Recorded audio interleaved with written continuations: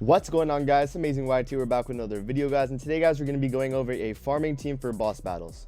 Alright, guys, so we're going to be doing a demo run on the first boss battle stage. The team I'm using is Blue Demon Meliodas, Red Hauser, Red Gowther, and Green Merlin in the back. So how this team works, guys, is you have Green Merlin in the back giving ult gauge for Gowther, Hauser, and Blue Demon Melee. Gowther has his rank up and his attack disable, so the enemies skip a turn if they have attack cards. Hauser has 2 AoE attacks, mainly his Pierce card doing tons of damage, and then Blue Demon Meliodas with his Corrosion and his Pierce card. Blue Demon Meliodas' ult does come into play, but it is single target, so you're not going to be clearing all the enemies, but it does come into play if you kill the first 3 enemies and you have the last enemy left over.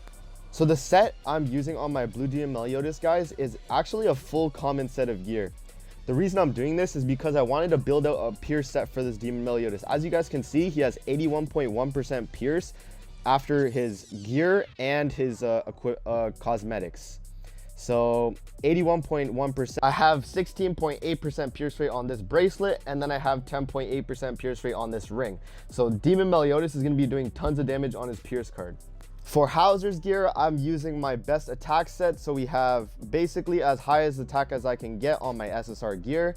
Both sides are full SSR, so Hauser's attack stat is around 9,300. It's still actually less than Demon Meliodas because I put Jericho as Demon Meliodas' associated unit.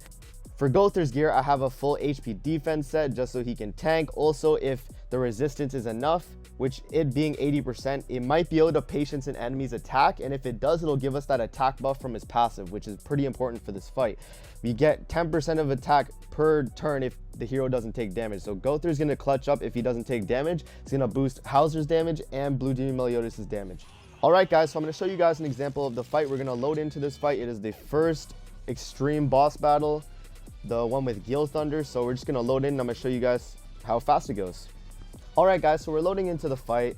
I forgot to mention one more thing, guys. Blue Demon Meliodas always prioritizes his corrosion attack over his over any other debuff that you have on your team. So if you have Gowther's level 2 attack disable, it's gonna prioritize Blue Demon Melee's corrosion attack. But the corrosion attack is actually pretty substantial in damage, as it does like a tick damage over time. Blue Demon Meliodas is also in the first slot, guys, to make his Pierce cards rank up. If you get him in the first slot, you have a pretty decent chance of having his Pierce card rank up. And if that happens, you're just gonna have an extra damage card, right? It's gonna do a lot more damage. The 150% Pierce on his level 2, it's a pretty insane amount. So we're just gonna Hauser. Okay, so there we go. As you guys can see, Hauser's level 2 is doing 68,000. And here we go, Demon Meliodas. Look at that, 108,000, guys. Gale Thunder only survived because of his defensive taunt. Alright, and we already have ult on Gowther. We also have a Gowther attack disable. So this should be the final round right here, or second final round. We'll see how much damage Gowther can do. This is a 2-6 Gowther. Yep, so we're good. So that's how fast you guys can get these boss battles done when farming. This team is pretty insane just because Gowther's attack disable makes it so the enemies can't even attack you on that turn. So if you do get that attack disable off, they won't be able to attack, and it skips their turn, making the run a little bit faster. Alright, guys, so we're going to be doing the final boss stage of the boss battles. So it's the one with Hendrickson and Dreyfus. That one's pretty hard. So how that fight works, one of the enemies has a freeze card, and the freeze card prioritizes the unit with the most HP or CC. So we're just gonna go and check my CC of my units. I think Gowther has the most. Yeah, 38,000. Let's check Hauser's. 36,000, and then Demon Meliodas is only like 30,000, I think. So yeah, about 31,000. So I'm just gonna show you guys an example of this fight just so you guys can see how efficient it is, and we're gonna load in. Alright, guys, so we're loading in. Here's the fight. As I said again, make sure you have Blue Demon Meliodas in the first slot just to get a chance at the rank ups. So Blue Demon Meliodas is always going to prioritize that corrosion. So you'll see, boom, boom, boom. And then we use those cards. The corrosion is going to come in clutch, guys, because it's going to allow us to do like a ton of chip damage on these enemies. So I'm just going to show you guys how they're actually going to freeze. This unit's going to freeze the Gowther. There you go, guys. See, so it prioritizes the unit with the most CC on your team. So it's okay that Gowther has been taken out because we could just do the corrosion and the pierce attacks. So there we go.